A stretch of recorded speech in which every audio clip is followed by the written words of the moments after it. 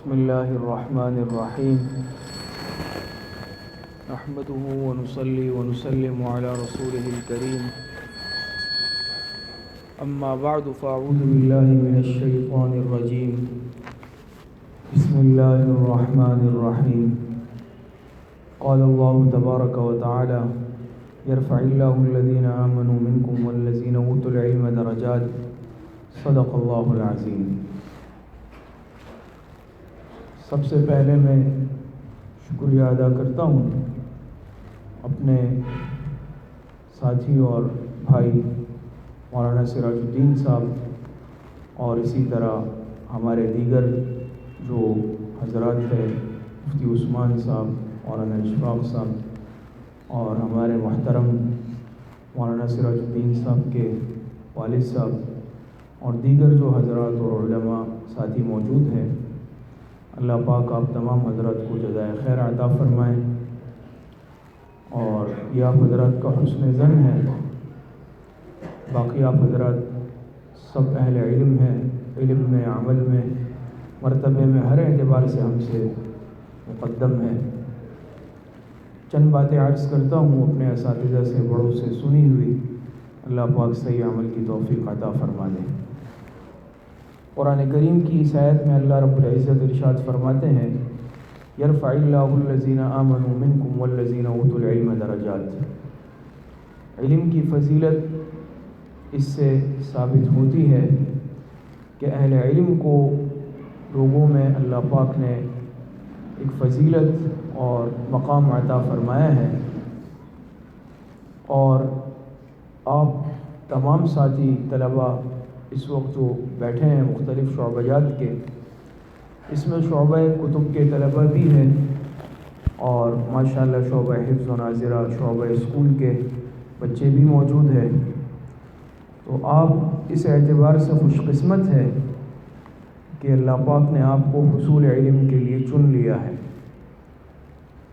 آپ دیکھتے ہیں اپنے ارد گرد، اپنے علاقے میں، اپنے محلے میں کہ آپ جیسے اور بھی بے شمار بچے ہیں، لیکن آپ صبح آتے ہوئے شام کو جاتے ہوئے ان کو دیکھتے ہوں گے کہ کوئی دکان میں بیٹھا ہوا ہے، کوئی مزدوری کر رہا ہے، کوئی کسی اور کام سے منسلک ہے۔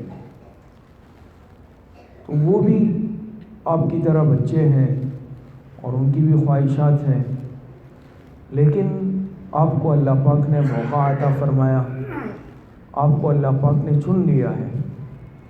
اس پر سب سے پہلے تو آپ حضرت اللہ پاک کا شکر ادا کریں کہ ایک علمی ماحول اللہ پاک نے آپ کو عطا کیا ہے اور مشفق اساتذہ اللہ پاک نے آپ کو دیے ہیں۔ اس پر ہم سب اللہ پاک کا شکر ادا کریں۔ علم اس کی مثال نور کی ہے، علماء نے لکھا ہے، اور جیسے اندھیرا ہوتا ہے تو اندھیرے کو دور کرنے کے لیے روشنی کی ضرورت ہوتی ہے۔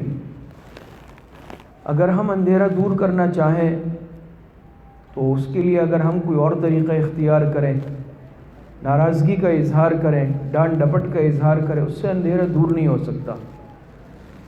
اندھیرا، ظلمت اور تاریکی دور کرنے کا ایک واحد طریقہ یہ ہے کہ انسان روشنی کر لے، چاہے چراغ جلا لے، موم بتی جلا لے یا لائٹ کو روشن کر لے۔ یہی مثال جہالت کے اندھیرے کی ہے کہ جہالت کے اندھیرے کو مخالفت سے، لڑائی جھگڑے سے دور نہیں کیا جا سکتا، بلکہ جہالت کے اس اندھیرے کو صرف اور صرف علم کی روشنی سے دور کیا جا سکتا ہے۔ اللہ پاک نے انسان کو بنایا، ہمارے بزرگوں نے، مشائخ نے، علماء نے لکھا ہے 3 طرح کے اعضاء جسم میں بنائے ہیں۔ ایک قسم کے اعضاء وہ اعضاء علم کہلاتے ہیں، دوسری قسم کے اعضاء وہ اعضاء عمل ہے، اور تیسری قسم کے وہ اعضاء مال کہلاتے ہیں۔ اعضاء علم آپ حضرات سمجھتے ہیں وہ اعضاء جن کے ذریعے سے انسان علم حاصل کرتا ہے، جیسے دل، دماغ ہے، آنکھیں ہیں، کان ہے، یہ اعضاء علم کہلاتے ہیں۔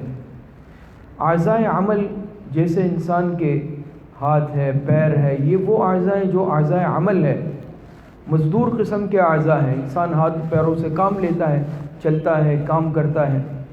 تیسری قسم کے اعضاء علماء نے لکھا ہے وہ اعضاء مال ہے، جیسے انسان کے جسم کے اندر پھیپھڑے ہیں، گردے ہیں اور تلی ہے۔ یہ اعضاء بعض خون بنانے کا کام کرتے ہیں، بعض سانس کا ذریعہ بنتے ہیں، تو یہ اعضاء مال کہلاتے ہیں۔ لیکن اللہ پاک نے اس میں سب سے زیادہ اونچا مقام عطا کیا ہے اعضاء علم کو۔ دیکھیے یہ اعضاء علم ہے نا کہ آنکھوں کے ذریعے آپ علم حاصل کرتے ہیں۔ قرآن کریم اگر آپ پڑھتے ہیں، تلاوت کرتے ہیں، حفظ کر رہے ہیں، ناظرہ پڑھ رہے ہیں، اسکول کی کتابیں ہیں، درس نظامی کی کتابیں ہیں، مطالعہ آپ کس عضو سے کر رہے ہیں؟ آنکھوں کے ذریعے کر رہے ہیں۔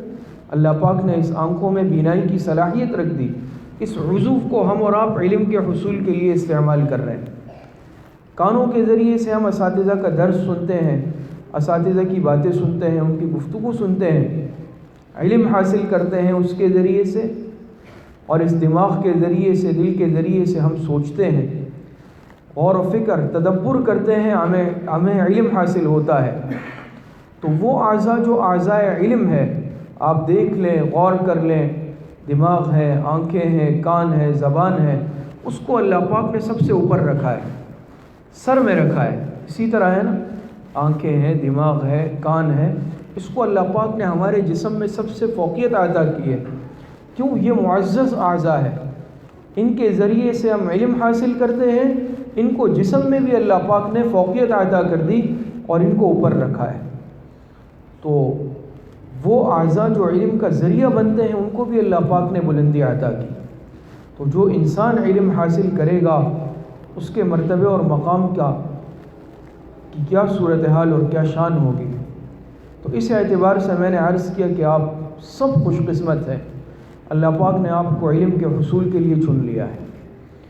لیکن یہ بات یاد رکھیں، جیسے ہر چیز کے آداب ہوتے ہیں، تو علم پھر یہ علوم نبوت آپ حضرات حاصل کر رہے ہیں، اس کے آداب کئی گنا زیادہ ہے باقی چیزوں سے۔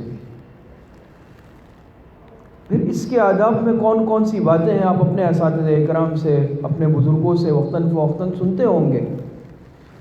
تو اذا تقرر فی اللسان تقرر فی القلب، ہم دوبارہ عرض کر دیتے ہیں، اور تاکہ ہمیں بھی اس کے ذریعے سے فائدہ حاصل ہو۔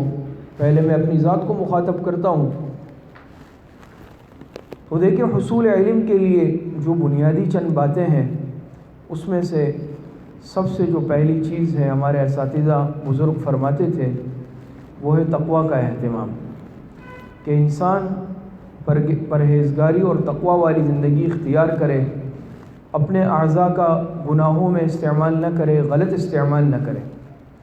یہ علم کے حصول کے لیے ایک بنیاد ہے، اس کے بغیر علوم نبوت کا آنا یہ مشکل ہے۔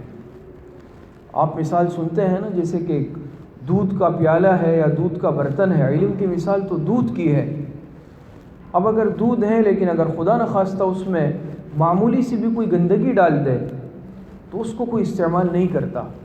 باشعور انسان، سلیم الفطرت انسان اس ناپاک دودھ کو استعمال نہیں کرتا کہ یہ خراب ہو چکا ہے۔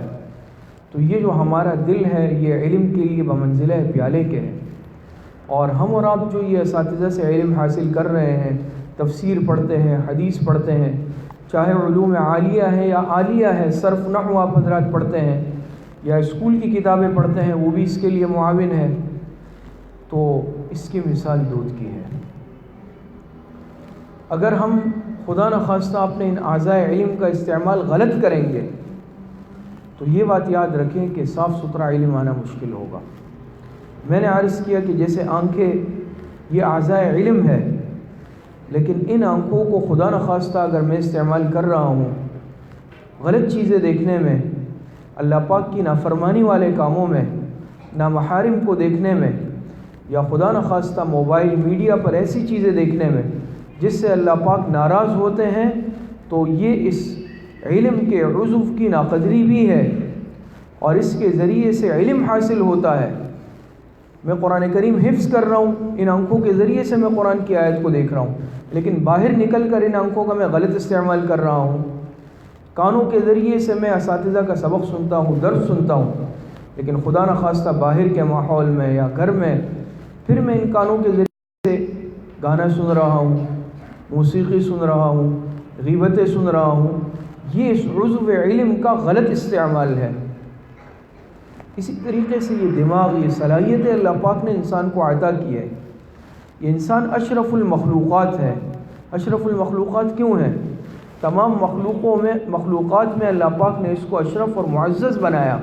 کیوں؟ اللہ پاک نے اس کو عقل کی دولت سے نوازا ہے۔ تمام مخلوقات میں عقل اللہ پاک نے صرف انسان کو دیا ہے۔ تو ہم اپنی صلاحیت کو، اللہ پاک نے جو ذہن دیا ہے، اس کو غلط سوچ میں استعمال نہیں کریں، غلط فکر میں استعمال نہیں کریں، بلکہ اپنی صلاحیتوں کو، اپنی سوچ کو علم کے حصول میں لگائیں، اس کو صحیح استعمال کریں۔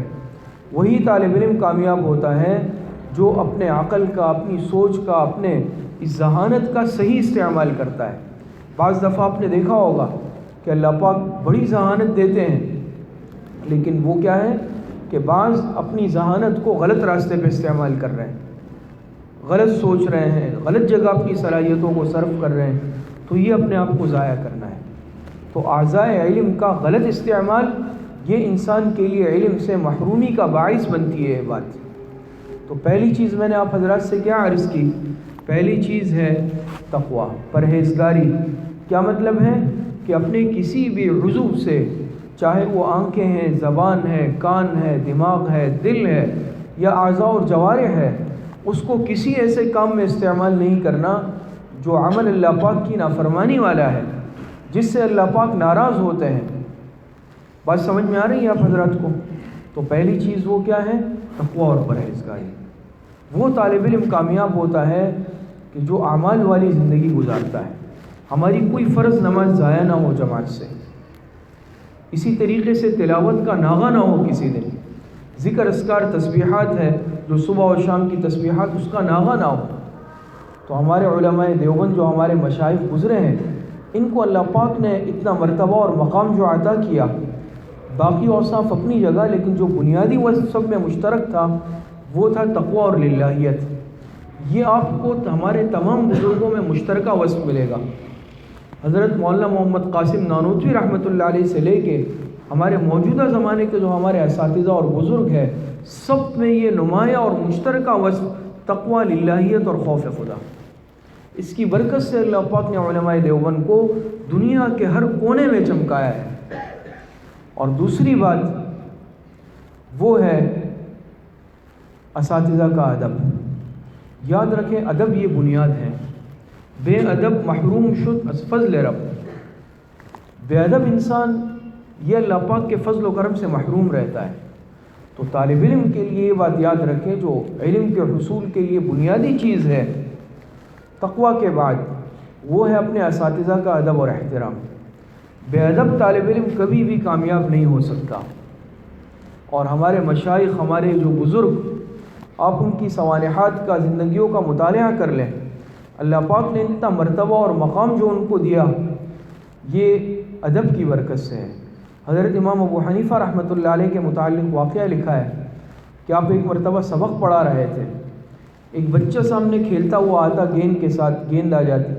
جب وہ بچہ سامنے آتا، امام ابو حنیفہ رحمۃ اللہ علیہ اپنی جگہ پر کھڑے ہو جاتے، پھر وہ بچہ چلا جاتا، پھر بیٹھ جاتے۔ کئی دفعہ ایسا ہوا جب وہ چھوٹا بچہ تھا اور یہاں امام صاحب سبق پڑھا رہے ہیں، سامنے طلبہ شاگرد بیٹھے ہوئے۔ کسی نے پوچھا حضرت سے بعد میں کہ کیا سبب تھا؟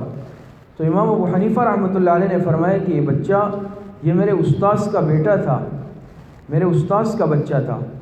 تو جب یہ سامنے آتا، کھیل رہا تھا اپنی گیند لینے کے لیے، تو میں اس کو بے ادبی محسوس کرتا کہ وہ بچہ بھی سامنے آئے اور میں بیٹھا رہوں۔ تو جب استاذ کا وہ بچہ سامنے آتا، احتراماً حضرت امام ابو حنیفہ رحمۃ اللہ علیہ اپنی نشست پر اپنی جگہ پہ کھڑے ہو جاتے۔ یہ استاذ نہیں، استاذ کی اولاد کا احترام ہے۔ جب استاذ کی اولاد کا اتنا احترام ہے تو آپ خود سمجھ لیں کہ استاذ کا کیا مقام اور مرتبہ ہوگا۔ آج ہم طلبہ اپنے علم کے ضائع ہونے کا جو بڑا سبب اور ذریعہ بناتے ہیں، یاد رکھیں وہ بے ادبی ہے۔ اور ادب سے متعلق یہ بات یاد رکھیں کہ ادب صرف اس چیز کا نام نہیں ہے ظاہری کہ سامنے آپ نے دلی سے جھک کے سلام کر لیا، یہ ضروری ہے، یہ میں نہیں کہہ رہا ہوں کہ یہ ادب میں شامل نہیں ہے، جوتے آپ نے سامنے رکھ دیے، لیکن اس سے بھی کئی گنا زیادہ جو ضروری ہے وہ ہے قلبی ادب اور احترام۔ استاد سامنے ہو یا سامنے نہ ہو، آپ کے دل میں استاذ کا ادب اور احترام ہر جگہ ہو، آپ دنیا کے کسی بھی کونے میں ہیں، لیکن آپ کے دل میں استاذ کی عظمت اور استاذ کا احترام وہ ایک لمحے کے لیے بھی کم نہ ہو۔ اب اگر سامنے استاذ ہے تو میں ادب کر رہا ہوں، جیسے استاذ غائب ہو گئے تو میں نے پیچھے باتیں شروع کر دی، پیچھے کوئی احترام نہیں رہا، یہ احترام نہیں ہے، یہ ادب نہیں ہے۔ بلکہ حقیقی ادب اور احترام کیا ہے کہ چاہے استاذ موجود ہو یا استاذ موجود نہ ہو، لیکن میں کوئی ایسا عمل نہیں کروں کہ جس کے ذریعے سے یا جس کی وجہ سے استاذ کی ناراضگی ہو یا استاذ کا دل دکھے یا استاذ کی بے ادبی لازم آتی ہو۔ تو یہ بات یاد، حضرت مولانا محمد قاسم نانوتوی رحمۃ اللہ علیہ، اللہ پاک نے اتنا بلند مقام اور مرتبہ عطا فرمایا، استاذ کا کیا ادب اور احترام تھا۔ اسی طرح حضرت مولانا رشید احمد گنگوہی، حضرت تھانوی، حضرت شیخ الحدیث مولانا زکریا، ان حضرات کو اللہ پاک نے جو نام اور مقام عطا کیا، یہ یاد رکھیں کہ اپنے استاذ کا ایسا ادب اور احترام تھا کہ آج اس کی مثال ہم پیش نہیں کر سکتے۔ تو یہ بے ادبی کی صفت جو ہے، یہ بات یاد رکھیں، یہ انسان کو مار دیتی ہے، یہ انسان سے علم کو چھین لیتی ہے، اور خدا نخواستہ اگر یہ صفت کسی کے دل سے رخصت ہو جائے پھر علم کا حصول مشکل ہو جاتا ہے۔ تو یہ یاد رکھیں، آپ حضرات کو خصوصی طور پر عرض کرتا ہوں، جو میرے طلباء بھائی اور بچے بیٹھے ہیں، کہ کبھی استاذ کی بے احترامی اور بے ادبی نہ کریں، دل میں کبھی اس طرح کا کوئی جذبہ بھی نہیں لائیں۔ بعض دفعہ دیکھیں یہ بھی ہوتا ہے نا کہ کوئی طالب علم ہے، اس کا مزاج ایسا ہے، وہ آپ کو بھی کہہ رہا ہے بار بار کہ بھی فلاں استاد ایسے ہیں، فلاں ایسے ہیں، یا کسی نے مدرسہ چھوڑ دیا، اب باہر آپ جا رہے تو وہ استاذ کے پیچھے باتیں کر رہا ہے۔ تو یہ طالب علم کی غیرت گوارہ نہیں کرتی کہ میں اپنے استاذ کے خلاف ایک لفظ سن لوں، چہ جائے کہ میں اس مجلس کو اختیار کر لوں جس میں میرے اساتذہ کی یا میرے بڑوں کی یا میرے والدین کی غیبت چل رہی ہو، تو کبھی بھی یہ مزاج اختیار نہیں کرے۔ استاذ کا ادب اور احترام ہر وقت ہر لمحے ہمارے دل کے اندر موجود ہو۔ بات سمجھ میں آ رہی ہے؟ تیسری چیز وہ ہے خدمت، خدمت کے جذبے کو اپنا لیں۔ ان کو اللہ پاک بڑی ترقی سے نوازتے ہیں کہ جو خدمت کا جذبہ رکھتے ہیں۔ آپ حضرات سنتے ہیں نا یہ مقولہ، ہر کے خدمت کر دیو مخدوم شد، ہر کے خود را دید او محروم شد۔ جو خدمت کرتا ہے کل کو اللہ پاک اس کو مخدوم بنا دیتے ہیں، لوگ اس کی خدمت کرتے ہیں، اور جو اپنے آپ کو دیکھتا ہے میں کچھ ہوں، میں کیوں کروں، میں کیوں یہ چیز لے کے آؤں، میں کیوں یہ خدمت کر لوں، محروم شد، تو وہ پھر کیا ہو جاتا ہے، وہ محروم ہو جاتا ہے، وہ علم سے بھی محروم ہو جاتا ہے، وہ اللہ پاک کے فضل و کرم سے بھی محروم ہو جاتا ہے۔ تو یہ بات یاد رکھیں کہ اپنے اساتذہ، اپنے والدین، اپنے بڑوں کی خدمت کو اپنا شعار بنا لیں، اور کسی بھی قسم کی خدمت میں عار محسوس نہیں کریں۔ بعض دفعہ یہ ہوتا ہے نا کہ شیطان طالب علم کو یہ پٹی پڑھاتا ہے کہ بھئی استاذ نے کہا کلاس کی صفائی کر لیں، فلاں جگہ کی صفائی کر لیں، تو میں تو گھر میں نہیں کرتا ہوں، میں یہاں کیسے کر لوں؟ تو یہ سوچ اور یہ جذبہ یہ صحیح نہیں ہے۔ انسان خدمت کرنے میں کوئی عار محسوس نہیں کرے، پھر چہ جائے کہ اپنے ادارے کی خدمت ہے، اپنے مدرسے کا کام ہے، اساتذہ کی خدمت ہے، یا گھر میں والدین کی خدمت ہے، تو خدمت کے جذبے کو اپنے دل میں پیدا کریں اور ہر ایک بڑھ چڑھ کر حصہ لیں۔ بعض دفعہ ایسا ہے کسی استاد نے کہا مثال کے طور پہ کلاس میں کبھی کون یہ کام کرے گا، اب سب خاموش ایک دوسرے کو دیکھ رہے ہیں کہ چلیں کوئی ہاتھ اٹھا لیں، بلکہ ہر ایک بڑھ چڑھ کر حصہ لے کہ میں کروں گا، مجھے اس خدمت کا موقع دیا جائے۔ تو یہ خدمت یہ ایسی صفت ہے کہ اللہ پاک اس کی برکت سے انسان کو مخدوم بنا دیتے ہیں۔ اور ہمارے اکابر مشائخ، ان کی سوانحات کو آپ پڑھیں کہ اپنے اساتذہ کی، بزرگوں کی، اپنے مشائخ کی، اپنے شیوخ کی ایسی خدمت کی کہ خدمت کا حق ادا کر دیا، تب اللہ پاک نے ان کو علم کی دولت سے نوازا اور ان کے نام کو دنیا کے کونے کونے میں چمکا دیا۔ تو خدمت کے جذبے کو اپنے اندر پیدا کریں۔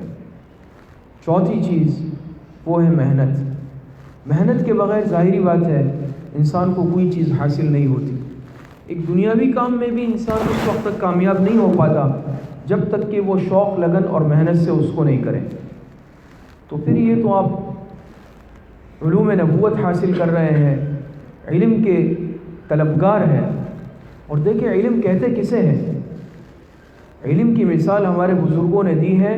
علم کی مثال تو اسپنج کی طرح ہے۔ اسپنج آپ جانتے ہیں نا، اسپنج وہ ہوتا ہے کہ اگر آپ پانی میں اس کو رکھ دیں وہ سارے پانی کو جذب کر لیتا ہے، اپنے اندر چوس لیتا ہے۔ تو ہمارے بزرگوں نے لکھا کہ انسان کو اسپنج کی طرح بننا چاہیے کہ اس کا ذرہ ذرہ علم کو چوس لے، علم کو حاصل کر لے، اور علم کی ایسی طلب اور تڑپ انسان کے اندر موجود ہو۔ تو یاد رکھیں کہ محنت کے بغیر یہ علم نہیں آتا۔ اگر کوئی یہ سوچے کہ بھئی چلیں پڑھ لیں گے جیسے کہ تیسے پاس ہو گئے، تو یہ سرسری علم یاد رکھیں یہ آپ کو فائدہ نہیں دے گا۔ کل کو اگر آپ نے سرسری علم مثال کے طور پہ حاصل کیا، پڑھا نہیں، محنت نہیں کی، علم سیکھا نہیں، کل کو عملی میدان میں آپ کے لیے مشکلات پیدا ہو جائیں گی۔ درس و تدریس کا میدان ہے، چاہے وعظ و خطابت کا میدان ہے، چاہے دعوت و تبلیغ کا میدان ہے، یاد رکھیں ہر ایک کے لیے علم کی مضبوطی شرط اور ضروری ہے۔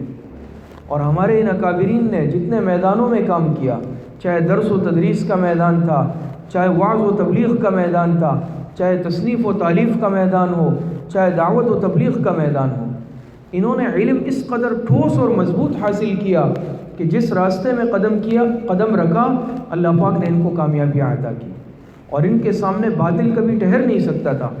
اتنا مضبوط علم اللہ پاک نے دیا تھا۔ کو معلوم ہے نا، حضرت حجت الاسلام حضرت مولانا محمد قاسم نانوتوی رحمۃ اللہ علیہ، لکھا ہے ان کا حلیہ کہ ظاہری جسم کے اعتبار سے نحیف اور نزار تھے، ایسے کمزور جسم کے مالک، دبلے پتلے اور سادہ کرتا پہنتے تھے، دیکھنے والا سمجھ ہی نہیں سکتا تھا کہ یہ اتنے بڑے عالم ہیں یا یہ عالم ہے۔ لیکن آپ کو معلوم ہے حجت الاسلام فی الارض، ایسا اللہ پاک نے علم دیا تھا کہ اللہ پاک نے ایسا علم دیا کہ کوئی باطل ان کے سامنے ٹھہر نہیں سکتا تھا۔ اس زمانے میں ہندوستان میں جب آریہ سماج کا فتنہ اٹھا، یا عیسائیت کا فتنہ اٹھا، یا ارتداد کا شدید تحریک کا فتنہ اٹھا، ہمارے ان اکابرین نے ڈٹ کر ہر فتنے کا مقابلہ کیا۔ اور حجت الاسلام حضرت مولانا محمد قاسم نانوتوی رحمۃ اللہ علیہ جہاں پر کوئی باطل اٹھ کر اگر مسلمانوں کو للکارتا یا چیلنج کرتا، تنہا حضرت مولانا محمد قاسم نانوتوی رحمۃ اللہ علیہ مناظرے کے لیے پہنچ جاتے ہیں، کوئی ان کے سامنے ٹھہر نہیں سکتا تھا۔ اللہ پاک نے اتنا مضبوط علم عطا کیا تھا۔ آج بھی ان کی کتابیں آپ کے اساتذہ موجود ہیں، اور یہ ہمارے ساتھی علماء موجود ہیں، آپ اپنے اساتذہ سے پوچھ لیں کہ حضرت مولانا محمد قاسم نانوتوی رحمۃ اللہ علیہ کی جو تصنیفات اور کتابیں ہیں، تقریر دل پذیر ہے، آب حیات ہے، تحذیر الناس ہے، لکھا ہے ہمارے اساتذہ نے کہ ایک تو طالب علم ہوتا ہے، عام علماء کے لیے بھی اس کا سمجھنا اتنا آسان نہیں ہے۔ علماء کے لیے ایسے اگر کوئی عالم ہو یا میری طرح ہو، اس کے لیے سمجھنا بہت مشکل ہے، طلبہ کی تو بات دور کی ہے۔ اور حضرت شیخ الہند رحمۃ اللہ علیہ جو ان کے خاص شاگرد تھے، حضرت شیخ الہند رحمۃ اللہ علیہ نے حضرت نانوتوی رحمۃ اللہ علیہ سے، اپنے استاد سے بعض کتابیں سبقاً پڑھی، اور فرمایا ہمارے بعض مشائخ نے کہ یہ کتابیں ہمیں پہلی مرتبہ میں بھی سمجھ نہیں آئی، 2-3 مرتبہ جب پڑھی تب جا کر کچھ سمجھ میں آئی۔ ایسا علم اللہ پاک نے عطا کیا، لیکن تواضع اور عاجزی کی کیفیت کیسی تھی کہ انسان حیران رہ جاتا ہے۔ اللہ پاک نے اتنی عاجزی اور ظاہری حلیہ ایسا تھا۔ تو دیکھیں ظاہر پر آج ہم محنت زیادہ کر رہے ہیں، لیکن اپنے باطن پر محنت نہیں کر رہے، اپنے علم کو مضبوط بنانے پر آج ہم محنت نہیں کر رہے، اس لیے دیکھیں ہر باطل کو آج موقع مل رہا ہے۔ ان کو معلوم ہے کہ آج ایسے ٹھوس اور مضبوط علماء نکلنا مشکل ہے، کم ہو گئے ہیں جو کل کو ہمارا مقابلہ کر سکے اور ہمارا راستہ روک سکے۔ اسی طرح باقی حضرات آپ دیکھ لیں، اور حضرت قطب الارشاد حضرت مولانا رشید احمد گنگوہی رحمۃ اللہ علیہ ایسے فقیہ تھے کہ علامہ شامی رحمۃ اللہ علیہ کے پائے کے فقیہ تھے، اتنے بڑے عالم۔ اسی طرح حکیم الامت مجدد الملت حضرت مولانا اشرف علی تھانوی رحمۃ اللہ علیہ، حضرت شیخ الحدیث مولانا محمد زکریا رحمۃ اللہ علیہ، شیخ الاسلام حضرت مولانا سید حسین احمد مدنی رحمۃ اللہ علیہ، ایسے مشائخ کہ جب ہم نام بھی لیتے ہیں تو دل میں ایمان کی ایک کیفیت بڑھ جاتی ہے۔ کیوں؟ یہ اللہ پاک نے ان کے ایک مقام اور مرتبہ اور تقویٰ تھا کہ جس کی وجہ سے ان کا نام لینے بھی آج ہم اپنے ایمان کے لیے اضافے کا اور ترقی کا باعث سمجھتے ہیں۔ تو آپ سوچ لیں کہ نام لینے میں اللہ پاک نے ایک عجیب کیفیت رکھی ہے، تو ان کی کیفیت اور مقام کیا ہوگا۔ لیکن یہ کیوں تھا کہ یہ جو صفات میں نے آپ حضرات کے سامنے بیان کی، یہ سب ان میں موجود تھی۔ اور اسی طریقے سے آخری چیز اور بنیادی چیز وہ ہے اپنے علم پر عمل کرنا۔ یہ تو لازم ہے۔ اگر ہم علم بہت حاصل کر لیں لیکن خدا نخواستہ اگر عمل سے خالی ہے تو یاد رکھیں کہ پھر یہ عمل بیکار ہے، یہ علم بیکار ہے۔ اور علم کا اصل اور بنیادی مقصد بھی وہ اصل کیا ہے؟ عمل کرنا۔ تھوڑا علم ہو لیکن انسان اس پر عمل کر لے، یہ انسان کے لیے فائدہ مند ہے، بجائے اس کے کہ اگر علم کتابیں بہت پڑھ لی لیکن خدا نخواستہ عمل بالکل صفر ہے، یاد رکھیں کہ پھر یہ سب پڑھنا پڑھانا بیکار ہے۔ ہم اور آپ پڑھ رہے ہیں، نماز فرض ہے، نماز کے چھوڑنے پہ یہ وعید ہے، تعلیم الاسلام آپ حضرات نے پڑھ لی، اسی طریقے سے قدوری آپ نے پڑھ لی، تفسیر پڑھ رہے ہیں، بھئی نماز فرض ہے، نماز چھوڑنے پہ یہ وعید ہے، لیکن میں نماز چھوڑ رہا ہوں۔ بات سمجھ میں آ رہی ہے؟ کتابیں آپ پڑھ رہے ہیں، بھئی آنکھ کا غلط استعمال یہ گناہ ہے، لیکن میں غلط استعمال کر رہا ہوں بالفرض، تو یہ علم پر عمل تو نہیں ہوا نا، میں پڑھ رہا ہوں، میرے علم میں ہے۔ بات سمجھ میں آ رہی ہے؟ اعمال کی اہمیت میں نے پڑھ لی ہے، وہ میرے علم میں ہے۔ گناہوں کے نقصانات میں پڑھ چکا ہوں، اساتذہ سے سن چکا ہوں، وہ میرے علم میں ہے، لیکن اعمال کی اہمیت کے باوجود میں اعمال والی زندگی پہ نہیں آ رہا۔ گناہوں کے نقصانات سننے کے باوجود میں ان گناہوں کو ترک نہیں کر رہا۔ میرا علم مجھے عمل پر آمادہ نہیں کر رہا، تو یہ بات سمجھ لیں آپ حضرات کہ پھر یہ علم نافع نہیں کہلاتا۔ علم نافع تو وہی علم ہے کہ جو انسان کو عمل پر آمادہ کر دے۔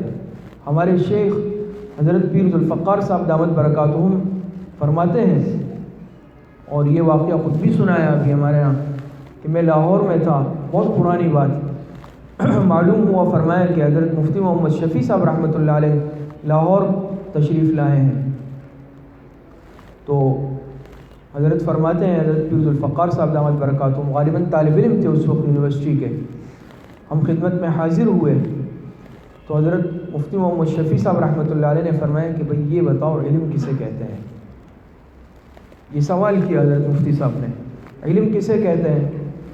تو حضرت پیر ذوالفقار صاحب دامت برکاتہم فرماتے ہیں کہ ہم نے جو ہمارے ذہن میں تھا اس طرح جواب دیا کہ علم کے معنی ہے جاننا، پہچاننا۔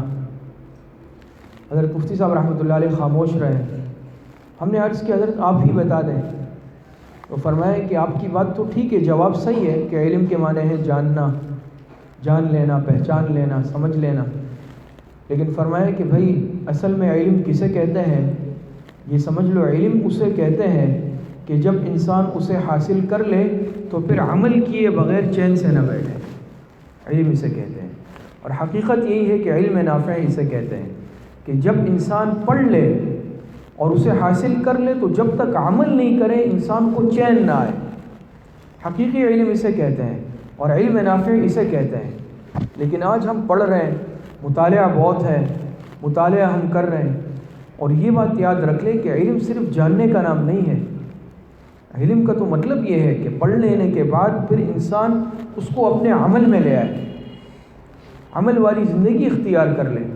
اور یہ علم اسی وقت یاد رکھے فائدہ دیتا ہے انسان کو جب پڑھنے کے ساتھ ساتھ انسان اس علم کو اپنی زندگی میں لے آئے اور زندگی کے ہر شعبے میں لے آئے، اس پر عمل کرنے والا بن جائے۔ بات سمجھ میں آ رہی ہے آپ کو؟ تو عرض کرنے کا مقصد اور خلاصہ یہی ہے، چند باتیں عرض کرنی تھی کہ آپ علم حاصل کر رہے ہیں۔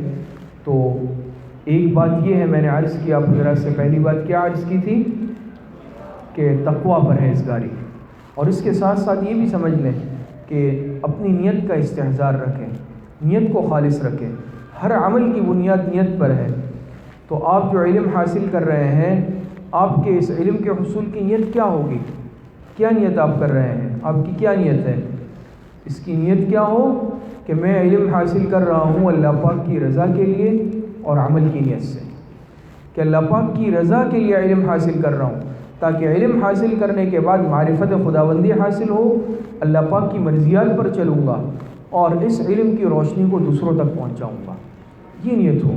خدا نخواستہ اگر کوئی دنیاوی نیت، دنیاوی مقصد آ جائے کہ بھئی حصول منصب ہے، یا میرے والد صاحب فلاں منصب پر ہیں، مجھے وہ سنبھالنا ہے، فلاں ادارہ سنبھالنا ہے، یا کوئی دنیاوی، تو یاد رکھیں یہ علم بے فائدہ ہو جائے گا.